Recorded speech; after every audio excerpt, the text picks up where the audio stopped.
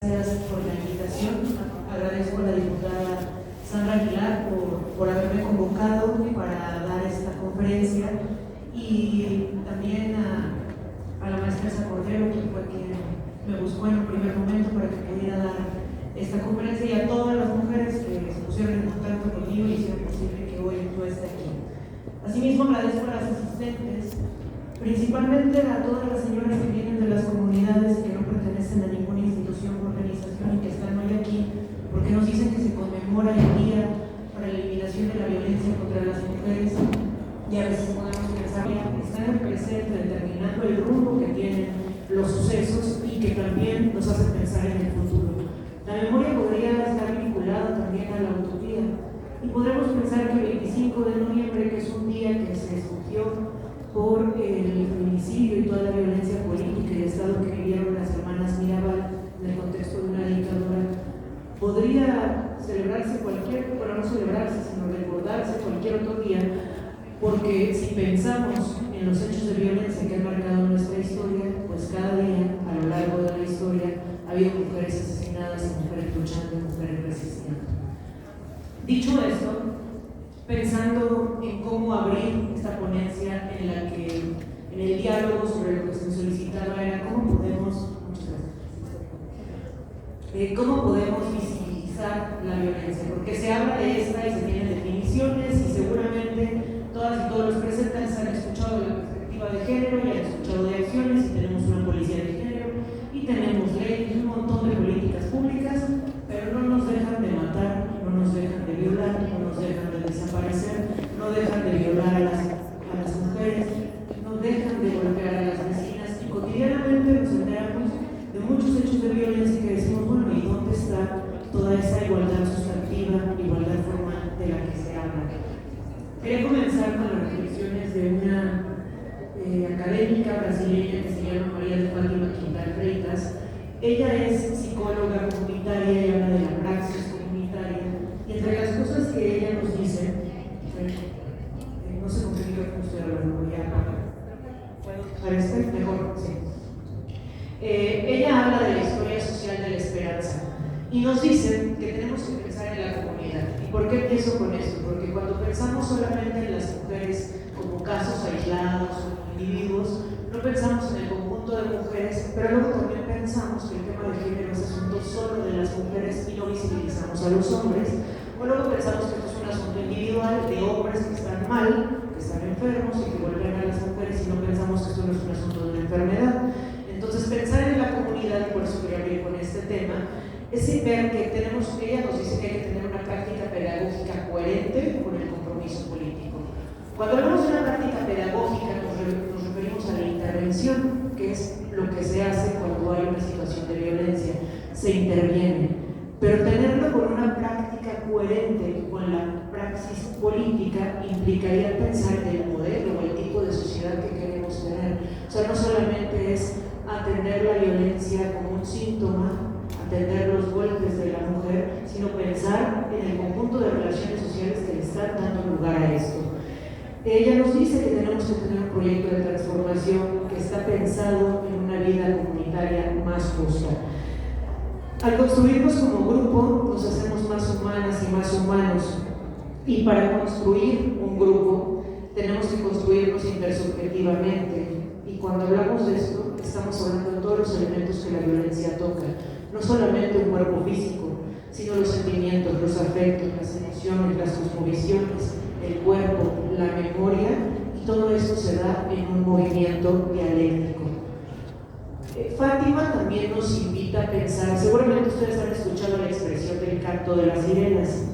Se refiere a este mito de las sirenas como un personaje mitológico que cuando cantaban, de alguna forma generaban un proceso de hipnosis, y entonces la gente ya perdía la cabeza y no sabía qué hacer. Solamente hubo dentro de la mitología griega dos que se salvaron del canto de las sirenas, y fue Orfeo con la música, y Ulises porque le taparon los oídos a los marineros y él se amarró al mástil del barco. El canto de las sirenas quiere decir con las simulaciones, eso es a lo que Fátima apunta, y nos dice, las voces de las sirenas contemporáneamente, ¿en qué se pueden ver traducidas? En los proyectos de intervención comunitaria, en los proyectos de atención a la violencia, se han creado conceptos vacíos.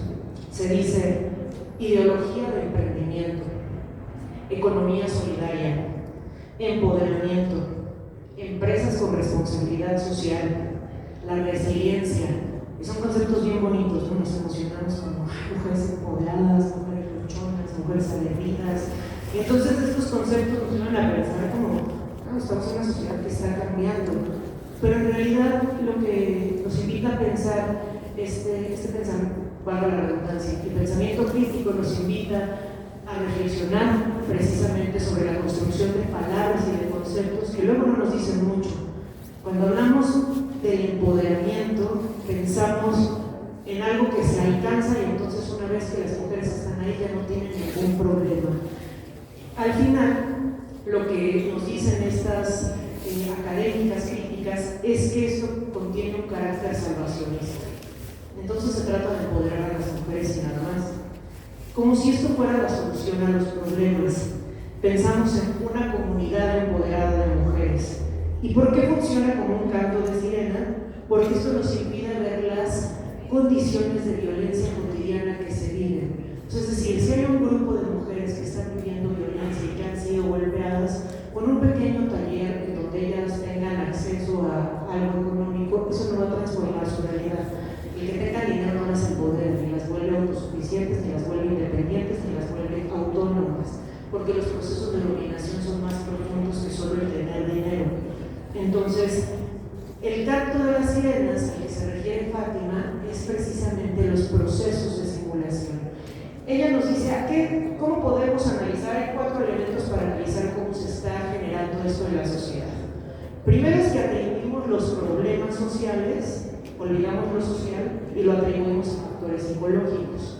Y entonces pareciera que lo que tenemos que lograr es que las mujeres sean valientes, luchadoras, y entonces automáticamente los milenios de patriarcado se van a desvanecer, y quien no logra salir de la violencia, vamos a encasillarla como, pues es que no le interesa, es floja, no quiere, está cómoda, pues prefiere aguantar al marido, y empezamos a poner, se vuelve como un pensamiento dicotómico en donde están las que sí quieren y las que no quieren. Eso no tiene lugar. Otro, pareciera que un grupo colectivo existe por sí mismo, entonces no vemos las condiciones que generan este grupo en la vida comunitaria. ¿A qué grupo colectivo? Las mujeres maltratadas, las mujeres violentadas. Y entonces pareciera que este grupo pues ahí ha estado siempre. Y entonces pues parece que existe de forma independiente a la comunidad y que si acaso se relaciona con una relación en cuanto al marido o la familia, pero no vemos más allá. El tercer punto tiene que ver con un pensamiento actual, posmoderno, neoliberal, en el que, lo voy a decir en términos masculinos, parece que el hombre, una ideología, se hace a sí mismo. Y esto se traduce a las mujeres. Y entonces pareciera que actualmente son los esfuerzos individuales, ¿no? Estos esfuerzos son suficientes para hacer lo que queramos ser, ¿no? Y nos lo dicen en los comerciales, sé lo que quieras ser. Y entonces yo quiero ser una mujer libre, independiente, pero no se toma en cuenta el papel del Estado, el papel de las políticas que tendrían que garantizar el acceso a la educación, a la salud y a los otros derechos que tenemos y que sabemos que no están garantizados plenamente. Entonces, tenemos que trascender esta visión de los esfuerzos individuales, porque lo único que hacen es estimular el egoísmo competitivo, en donde entonces las mujeres tenemos que echar muchas ganas de ser mejor que la que está al lado, porque así yo voy a poder poner mi negocio y entonces ser emprendedora y ganarle a la otra. Porque no llega temprano, pues porque no se para más temprano, porque no se organiza, ¿no? Porque para qué tiene tantos hijos y no los puede cuidar. Y entonces los proyectos no están erradicando esas formas de pensamiento, y cuando las visibilizamos parece que es un tema de mujeres o es un asunto de que son chismosas o conflictivas. Y finalmente, el punto 4 es que la sociedad que está basada en la meritocracia parece que nos invita a que paguemos una cuota de sacrificio por lograr algo.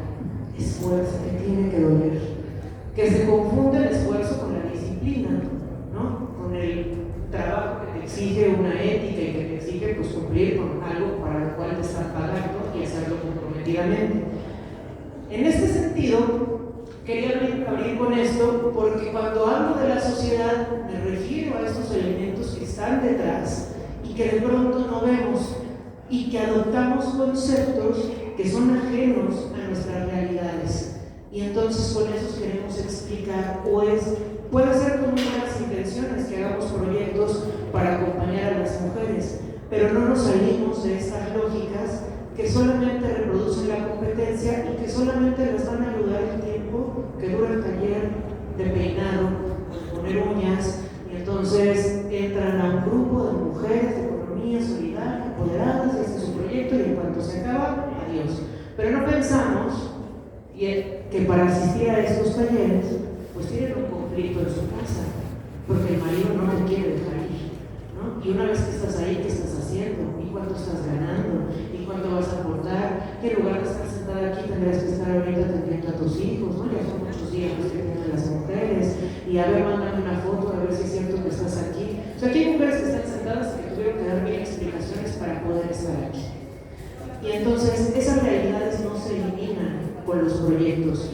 Y porque es importante poner esto de manifiesto, pues porque la ignorancia es el alimento para la discriminación, y omitir estas realidades implica reproducirlas. Estamos en un momento de la historia, de las relaciones sociales, en el que cotidianamente nos está desafiando el despojo y relaciones de discriminación. Cada vez se precariza más la vida y también cada vez surgen nuevas formas de sufrimiento, el sufrimiento ambiental, eso es algo que no veíamos antes, ¿no? Tener territorios devastados, tener territorios enfermos, que a nuestras casas entren enfermedades derivadas de la contaminación de la cuenca del Alto Atoyac. Y entonces, si a todas estas violencias también de carácter industrial y estructural le agregamos las violencias que estamos viviendo en otros ámbitos, pues las cadenas de las mujeres cada vez se vuelven más fuertes, implican pues medidas, implica una atención que no sea de checklist, donde hacemos una listita y bueno, vamos a dar cursos, palomita, ya lo hicimos, una conferencia, palomita, ya lo hicimos. Entonces palomeamos, al final ustedes que están en las instituciones lo saben, y no es su culpa, pero así funciona la burocracia, donde pues tienen que entregar informes, haciendo un reporte de todas las actividades que se hicieron, y parte de eso implica mostrar las evidencias, y las evidencias no son cualitativas. O sea, no es a las mujeres les cambió la vida, es cuánta gente asistió, enseñar fotos y hacer un pequeño reporte. Y entonces vamos así, y son los presupuestos los que van marcando las acciones. Se acabó, ni modo, estaba muy bueno el proyecto, pero ya no hay dinero, ¿no? Pues hasta el siguiente, y a ver si le dan continuidad.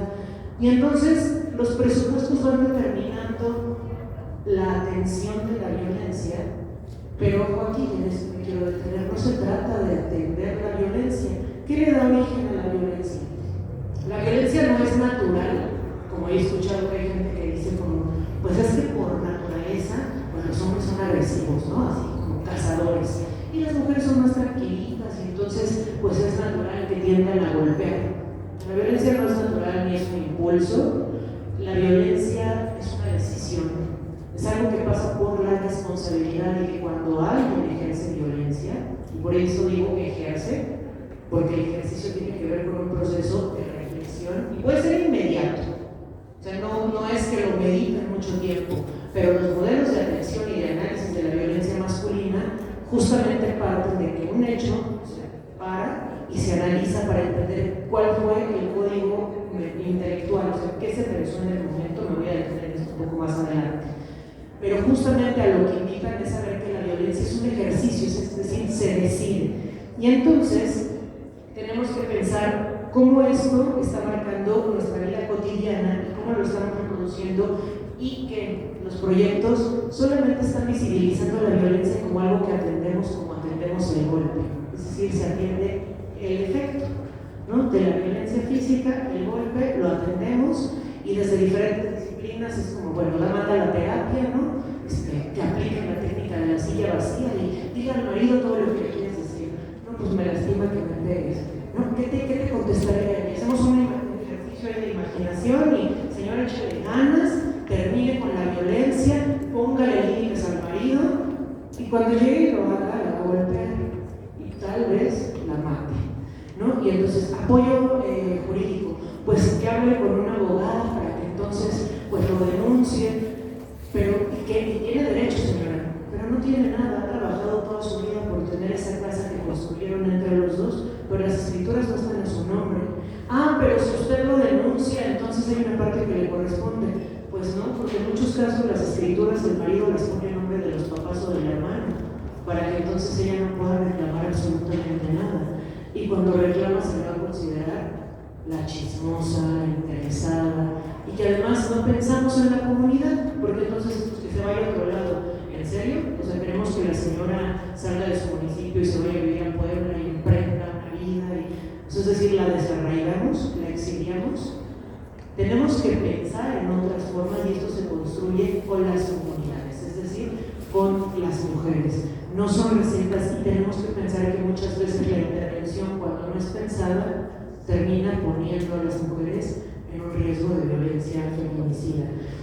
Otro elemento que quería compartir con ustedes es justamente cuando les hablo de los conceptos que importamos, es cómo comprendemos la realidad para transformarla. Y aquí es donde entra la investigación. La academia, las investigaciones son fundamentales, que también hay un discurso actual que pensamos que es muy progre, pero en realidad el discurso pues, es muy conservador, de nada con la academia y las investigaciones. Por supuesto que hay academia y hay investigaciones extractivistas que durante años pues llegan, ven a la gente por arriba, no hacen nada, se van, publican textos y nunca regresan. Ese tipo de investigaciones no nos sirven, pero las investigaciones las necesitamos porque así, por ejemplo, como en el tema ambiental, las investigaciones permiten determinar qué contaminantes son, si es cromo, bencenos, toluenos, cómo esos contaminantes se esparcen, si es por el agua, si es por la comida, si es lo que respiramos, cómo circula el viento, y nos permiten saber qué enfermedades provocan.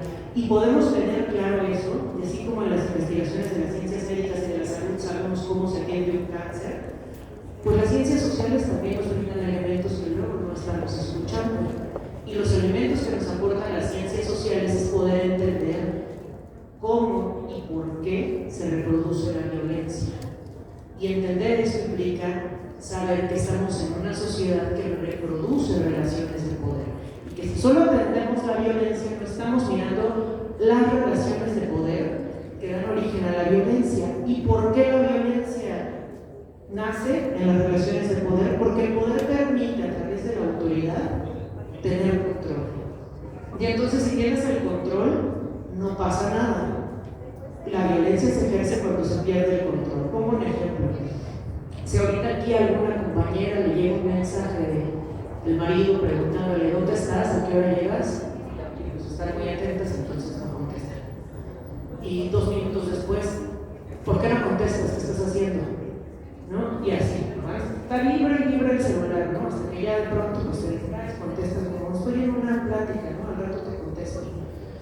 Y entonces al rato van a llegar a su casa y puede haber un enfrentamiento. Entonces, ahí el control, ¿cuál es? Pues que ustedes contestaran en el momento. O sea, ¿dónde estás? Pues aquí sé, mi amiga, ¿no? Estaba ahí en tal lugar haciendo tal cosa, dar una descripción de lo que estás haciendo y en el momento que te la piden. Si no lo haces, entonces la otra persona pierde el control y viene el ejercicio de violencia. Y que el ejercicio de violencia no va a ser solamente al rato. O sea, hay muchas formas de no ver la violencia, pero que están ahí. Como el hecho de que no deje de vibrar el celular y que tú no te puedas concentrar, o que todos los días te pidan una explicación de lo que estabas haciendo, y que digas, bueno, pero es que yo no me gritan, no me insultan, no me he golpeado, pero el control, ahí está. El día que tú le digas, ¿sabes qué? No me vuelvas a llamar y no me estés molestando y es mi vida, yo no tengo por qué dar explicaciones, hay una pérdida de control y es donde puede venir una cachetada, una patada, que te quiten el celular, o que te empiecen a manipular para que renuncies al trabajo, y entonces, a través de la violencia, se recupera el control. Tenemos que entender esta relación porque en lo que nos centramos muchas veces es nada más en la atención de la violencia, pero las relaciones de poder y de control no las estamos transformando. Entonces, y ese es el objetivo, ¿no? Marx nos decía en las tesis sobre Feuerbach, pues que las ciencias, él habla en masculino, ¿no? Decía que los científicos, pero hablamos también de las científicas, no solamente se trata de que analicemos la realidad para explicarla, sino para transformarla. Los lenguajes vacíos implican conceptos vacíos que reproducen la dominación. Decimos hoy burnout, ¿no? Este trabajador ya está en un estado de burnout, o sea, está quemado. ¿Te quema el trabajo? ¿Te quema el ambiente laboral? No, son las relaciones sociales, las relaciones de producción, el que tengas que transportarte durante hora y media para llegar al trabajo, luego de regreso, que no tengas tiempo de comer, que no estés todo el tiempo en esa situación, que además se atrase tu pago de la quincena y que te lo estén condicionando a, pues va a haber un evento del municipio, pues si no va a acompañar a aplaudir, pues no le vamos a poder pagar, ¿no? Entonces está en la marcha ahí del municipio. Es decir, que te estén condicionando, pues por supuesto que va a haber un punto en el que explotes. No se llama burnout, se llama violencia económica, emocional, estructural en el ámbito laboral. No se llama bullying, se llama violencia en la escuela. Ay, al niño le bajaron los pantalones, eso es violencia sexual en el ámbito escolar. Y entonces los conceptos disfrazan realidades y las vuelven inexplicables.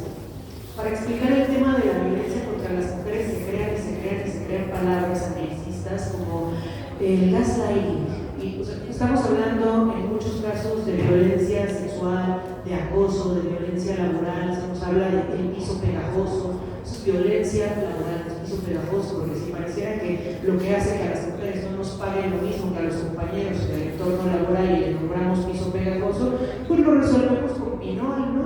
Traen ese pinol, compañera, es un trapeador y se acabó el piso pegajoso y todas vamos a ganar lo mismo, vamos a estar en condiciones de igualdad. No, eso se llama violencia económica en el ámbito laboral. Y entonces, una vez esas publicaciones, y si no tenemos la explicación clara, pues no sabemos nombrar lo que nos está pasando. Y por algo el lenguaje es tan importante, insisto en esto. En los procesos de dominación, en los procesos de colonización que vivieron nuestros territorios hace ya más de 5 siglos, lo primero que se hizo fue arrancar la lengua, ¿no? Enseñar la lengua del amo, olvidar nuestras lenguas. Y aunque han resistido, pues cada vez se hablan más las lenguas de los pueblos originarios por procesos de discriminación. Y cada vez nos van quitando más el lenguaje y perdemos la capacidad de nombrar lo que nos está pasando. De ahí la invitación a que dejemos de nombrar con palabras que suenan bonitas, están de moda y a las cuales les ponen un hashtag en las redes sociales y empecemos a nombrar las cosas por su nombre. Y a partir de esto, pensar la realidad en términos cualitativos y no solo cuantitativos. A mí me pasa mucho con el tema de la explotación sexual, que me preguntan cuántos padrotes hay en X y Y municipios, cuántos son y cuántos aprendieron. No importa si son 20 o si son 10. O sea, el punto es que el hecho de que haya hombres aprendiendo a ser proxenetas no tiene que ver con que ellos estén enfermos, estén locos o sean malos. Tiene que ver con una sociedad que está produciendo masculinidades que aspiran a eso y que no son tan distintas a los hombres comunes y corrientes. O sea, ser padrote solo es una forma de ser hombre, que también tiene sentido en una sociedad clasista y racista, porque en el trabajo de campo que yo he realizado por muchos años, desde el año 2009, en el tema de la trata, me he encontrado con, y esto lo explica muy bien Oscar Montiel, que está por ahí sentado y que explicó y construyó toda la teoría del sistema proxeneta, que en Tlaxcala hubo un proceso de transformación. Pasamos de campesinos a obreros en los 50s y luego de obreros a proxenetas. Es cuando empieza a surgir el fenómeno. En estos procesos, primero de proletarización y luego de proxenetización, la mano de obra empieza a ser calificada, pero también descalificada. Hoy los medios de comunicación les venden a los jóvenes la idea de que importar y valer en este mundo implica tener dinero, implica tener esa capacidad y esa solvencia económica que no les va a dar la educación y que por lo tanto, pues para tener casa, coche y lo que quieren, pues necesitan pues dedicarse al crimen organizado o ser padrotes. Es una buena alternativa. Con esto no estoy justificando, estoy explicando, porque justamente cuando hacemos el programa estatal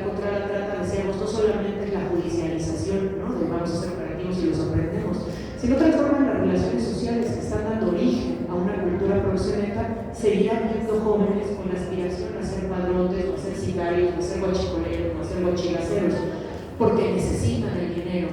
Y si además le sumamos la devastación ambiental y pues la precaria garantización que tenemos al derecho a la salud, donde pues no hay medicamentos y no hay nefrólogos y entonces no te alcanza más que para el doctor Simi, y pues tu mamá está mal de los riñones y hay que hacerle diálisis y te dicen que te avientes 4 años en la UAC, pero no tienes dinero para pagar y poder entrar porque pues cuesta entrar, ¿no? Y garantizarse un lugar. Entonces, ¿qué haces? Pues ahí está siempre el crimen organizado, ahí están otras formas de violencia que van a tender la mano. Por eso tenemos que pensar en las relaciones de violencia estructural para poder erradicar estas problemáticas y no estigmatizar y culpar, porque entonces de esta manera parece que la culpa es de los jóvenes o de las mujeres porque se dejaron engañar. Voy a poner este ejemplo pensando paralelamente a la violencia contra las mujeres cuando hablamos de la desnutrición. La desnutrición es un tema grave que cuesta la vida a la gente que la tiene, ¿no? A las comunidades. La desnutrición es un problema médico. O sea, no es que te enfermaste, ¿no? O sea, te puede generar enfermedades, pero la desnutrición como tal no es una enfermedad, como que me enfrié y me dio tos. Tampoco es un problema psicológico, ¿no? Es un problema social y es un problema mortal, ¿no? Que cotidianamente enferma y le cuesta la vida a la población. De la misma forma, la violencia contra las mujeres no es un problema psicológico y no es un problema médico, es un problema social. Y entonces poner el ejemplo de la trata porque nos permite entender cómo a nivel comunitario tenemos que ver qué elementos, o sea, es decir, si tú quieres entender la desnutrición tienes que pensar en lo económico, en lo político, en lo legislativo, en las relaciones educativas, y en la educativa en lo que se da en las escuelas, pero en lo que se da fuera de las escuelas, y cómo se está expresando. Un trabajo que hacía con docentes en un municipio en el sur, me decían las maestras, es muy fuerte lo que estamos mirando en este bachillerato, porque entre los jóvenes hay competencia. Aquí vale más el que tiene los mejores tenis y el que tiene el mejor celular, es la forma en la que se mide lo económico. Y pues quienes tienen los mejores tenis y los mejores celulares pues son los hijos de padrones o los hijos de comerciantes, mientras que los hijos de campesinos o de obreros o algunos jóvenes que incluso trabajaban en la mañana en la central de abastos y en la tarde estaban estudiando, pues los discriminaban. Y la discriminación es fuerte porque en términos de cómo se construye la masculinidad era, pues lo voy a decir con la palabra que lo dijeron las maestras, este es un pendejo, este no sirve. Entonces empieza a haber un desprecio hacia actividades productivas que además tienen que ver con formas de vida distintas, y entonces pareciera que ser campesino es una tragedia. Y eso es producto del neoliberalismo, en donde hoy rechazamos el campo porque es sucio, la tierra, ¿no? De que aspiramos a tener formas de vida que son incompatibles con nuestros territorios. Y entonces los jóvenes están compitiendo por aspirar a ser el que tiene lugar y el que vale, que el mundo te dice que vale. Entonces la educación, el derecho a la educación, no nada más es garantizarles que tengan acceso a la escuela y que tengan sus libros de texto. Eso es fundamental. Y que la escuela tiene que ser gratuita y accesible para toda la población. Eso sí. Pero también habría que agregarle al derecho a la educación el derecho a tener una educación con pensamiento crítico. Porque si las y los estudiantes dentro de las escuelas no están reflexionando cómo los sistemas de dominación están marcando nuestro pensamiento y están marcando cotidianamente lo que hacemos, donde no se cuestiona el modo de producción capitalista, donde no se cuestiona la colonización, donde no se cuestiona la misoginia, la homofobia que viven entre ellos, donde eso no se cuestiona, entonces al final se reproduce. Pues sí, vamos a la escuela pues mientras tenemos edad de trabajar, para que entonces después pues, al mercado y acumules porque pues, te vas a enfermar, porque pues hay que hacer cosas y porque de otra manera no sales adelante para sobrevivir. La educación tendría que incluir ese pensamiento crítico. A partir de esto, otro elemento que quería poner para el tema de la atención de la violencia es, ya pensando en estos elementos sociales, pensemos en las instituciones. Yo sé que a veces es muy poco el margen de acción que tienen, y lo sé porque en algunos momentos me ha tocado trabajar y capacitar a personas dentro de las instituciones que te dicen, pues sí tenemos este recurso, pero no se puede hacer, pero no podemos hacer ese proyecto. Pero, es decir, además no depende de ustedes, o también no depende de la gente que tiene un interés, sino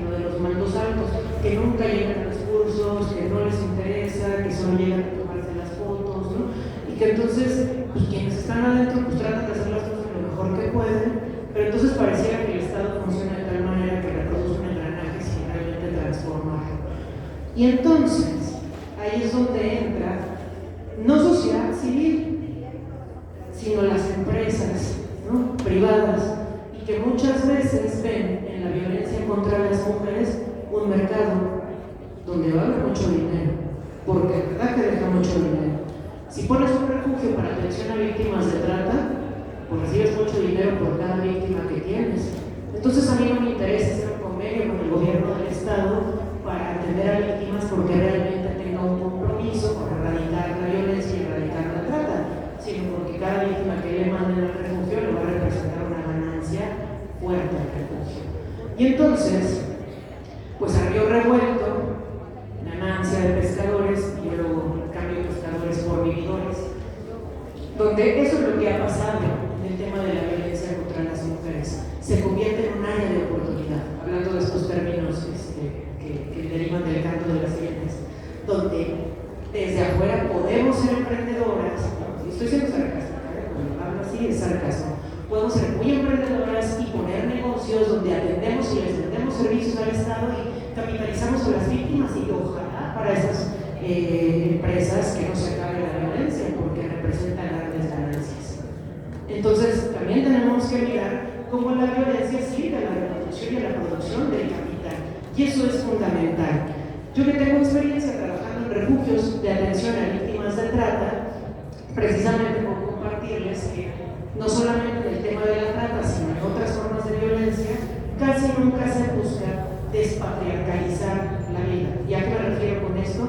Que la dominación y la violencia va marcando nuestra vida, nuestro cuerpo, nuestra historia, y entonces me pueden sacar de ese contexto a través de un refugio. Me pueden llevar a un lugar en donde ya no estoy expuesta a la violencia, pero la mayoría de las víctimas, cuando acaba el periodo, regresan con el agresor, porque en muchos casos que he documentado, al padrote nunca lo agarraron. Ellas sí se sentían presas, como diciendo, yo estoy aquí encerrada y él está libre, y cuando salían regresaban con él porque no dejaban de amarme. Mientras que la visión de quienes estaban al frente de estos refugios, o de las psicólogas, del personal que las atendía, es que estaban tontas, ¿no? Como, ay, es que no entienden, es que no se dan cuenta, es que siguen insistiendo en que lo aman, es que no se dan cuenta que era un padrote. Entonces tratan a las mujeres que son víctimas como tontas, como alguien a quien hay que enseñar, y les dan cursitos de maquillaje y de peinado para que se vean decentes, ¿no?, cuando salgan a buscar trabajo, porque no solamente se trata de que ya no vivas violencia, sino de que no parezcas prostituta. Así, entonces se reproduce la violencia contra las mujeres en los espacios en los que pretende atenderse la violencia. Y esto lo digo porque si estamos hablando de la conmemoración de una fecha tan importante, no solamente es decir si sigue pasando y estamos haciendo cosas, sino qué hacemos para que esta violencia ya no siga pasando y para que en el hacer las cosas no reproduzcamos estas formas de violencia. Porque podemos ser bien intencionados, o sea, puede haber una buena intención de vamos a hacer este proyecto, pero la invitación es a reflexionemos, ¿realmente eso va a servir? No, no va a servir, no es tentativo, es paliativo, esto es un curita. Bueno, pero ser conscientes, no pensar que eso realmente va a transformar la vida de las mujeres. Aquí quería compartirles algo, precisamente que desde la antropología se ha estudiado mucho y que tiene que ver con la sociedad. Tenemos dos esferas, ¿no? Está aquí en este micrófono, la esfera del derecho. Y aquí está, dice Rita Laura Senato, la esfera de la costumbre. La esfera del derecho nos dice que matar mujeres hoy se considera feminicidio y que hay elementos, ¿no?, que tendríamos que probar, como perita en antropología, en casos de trata, desaparición, feminicidio y violencia sexual. Cuando hay una mujer asesinada, lo que me dice la abogada que defiende a la víctima es, pues la mató fulano y fue en estas circunstancias. La defensa del imputado dice, no la mató. Normalmente la defensa no tiene una teoría del caso, solo te dice que no es cierto. Pero en nuestro sistema, que es bastante injusto, que la carga de la prueba recae en la víctima, no en el imputado. Él no tiene que demostrar qué estaba haciendo.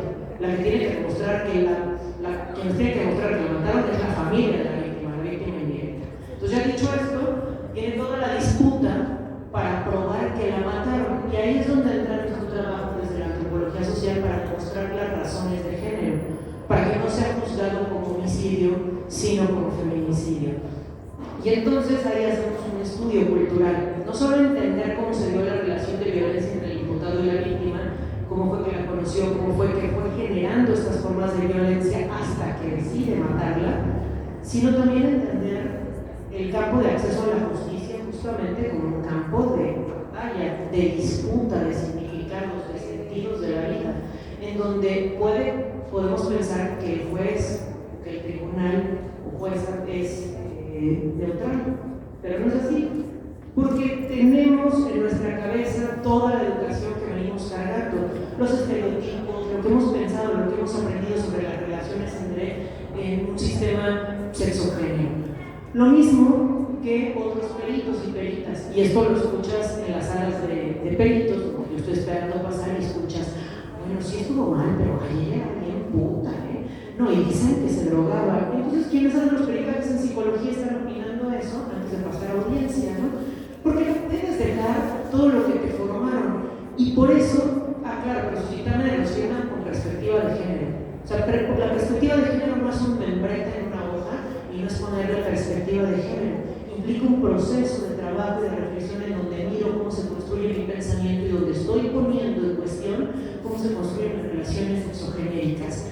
Entonces les decía lo de las esferas porque nos dice la ley que eso es un feminicidio y que hay razones de género y diferentes investigaciones, principalmente de las ciencias no sociales, nos dicen hay feminicidios íntimos, hay feminicidio sexual sistémico, hay feminicidio corporativo, hay feminicidio territorial, pues es decir, dependiendo del contexto y las relaciones son diferentes formas de feminicidio. Pero, ¿qué nos dice la sociedad y la cultura? Pues que lo que hizo está bien hecho. Aquí les voy a poner un ejemplo, no sé si la conocen, si no, porque será de tarea escuchar la canción, de los Tigres del Norte, y es una de las miles que hay, que se llama El Gringo y el Mexicano, en donde cuenta la historia de Cipriano y Rosa María, que son migrantes y se van a Estados Unidos, y entonces Cipriano encuentra a Rosa María teniendo relaciones, él cree, así lo dice, ¿no?, con el gringo, y entonces la canción dice, y Cipriano como fiera herida les quita a los dos la vida, entonces mata a Rosa María y al gringo, y lo meten a la cárcel en Estados Unidos durante 20 años, y cuando sale regresa a México, y dice la canción, y cuando cruza la frontera un hombre joven lo espera, y le dice, padre, yo a usted ya lo he perdonado, y lo entiendo, porque lo que le hizo mi madre le juro que está bien hecho. Si a mí una mujer me traiciona, también me lo haría. Y entonces, dentro de las cosas que cuenta en la canción es que Rosa María, antes de que Cipriano la mate, le dice, no me mates, es que me obligó, me dijo que si yo no le daba mi cuerpo nos iba a echar a la aniquilación, pero a Cipriano no le importa y la mata, y al final los tigres dicen, ya les conté la tragedia de un mexicano y un gringo. O sea, la tragedia fue la de Rosa María, pero pues ella ni figura en la tragedia. A Rosa María la violan y la matan.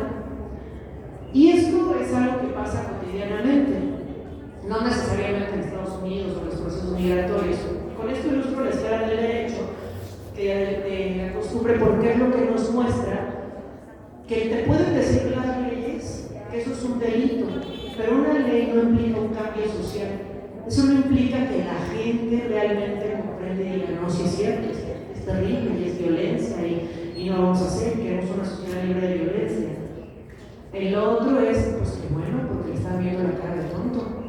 Es que imagínate él trabajando y ganándose el pan con el sudor de su frente, la otra y acostándose con el gringo, a cualquiera se le calienta la cabeza. Y estos discursos se reproducen todos los días. Yo en una investigación que realicé con violadores en reclusión, ellos me decían cosas del estilo, como, pues a mí me dijeron que esa niña no era mía y todos decían que yo era el cornudo del pueblo, y me decía, tu mujer te está viendo la cara de pendejo. ¿Usted sabe lo que es estar todos los días con que te estén diciendo que te están viendo la cara de pendejo? Pues claro que no, yo no podía caminar sin que me estuvieran viendo como si yo fuera tonto, ¿no? Y entonces, cotidianamente, oye hijo, ¿ya viste cómo se comporta tu mujer? Ponle un límite, ¿no? Y entonces, estas voces representan el orden social de género, que puede ser los amigos, que puede ser la familia, que puede ser la industria cultural, diferentes actores que te van a estar diciendo, pues compórtate como hombre y ponle límites. ¿no? Si es un domingo, jugaste fútbol y te vas a ir luego con tu familia y te dicen los amigos, vamos por unas chelas, y tú les dices, no, porque voy a ir con mi esposa, que vamos a ir a pasear con la familia. Ay, es un mandilón. Le pega a la mujer, y tiene que pedir permiso, míralo, ¿no? Entonces se queda a tomar y ya no llega. Y esas escenas las vemos cotidianamente. Y eso es lo que nos muestra es precisamente esta esfera que Rita Laura denomina la esfera de la costumbre, pero que podríamos nombrar desde Marcela Lagarde, pues el orden social del género patriarcal, que eso implica decir que tú puedes tener las leyes, pero si no generamos una transformación social y cultural, no van a corresponder e incluso van a ser vistas como una afrenta, ¿no? Donde una ley que ni siquiera es para proteger a las mujeres, ¿no? Como el hecho de que una mujer pueda pedir la prueba de paternidad y pueda demandar una pensión alimenticia, eso no es un derecho de las mujeres, sino de las infancias. Pero se toma como una afrenta, porque si el señor no se quiere hacer responsable, pues antes no había pruebas de ADN y no había manera de que pues, se le quitara una parte de su salario para los hijos o hijas, pero como hoy sí se puede hacer, entonces la ley se mira como una afrenta. Y de ahí han derivado muchos casos de feminicidio, donde pues la mato, ¿no? Antes de que me denuncie, antes de que mi esposa se entere que yo tenía un amante, pues la mato. El problema se soluciona matando. Hace poco veía una ciudadela en la Ciudad de México, afuera del Metro Portales, en un puesto que decía: los celos pasaron de moda, lo de hoy es matar y tirar al río. Y tenía un cuchillito con sangre de dibujo, ¿no? Pues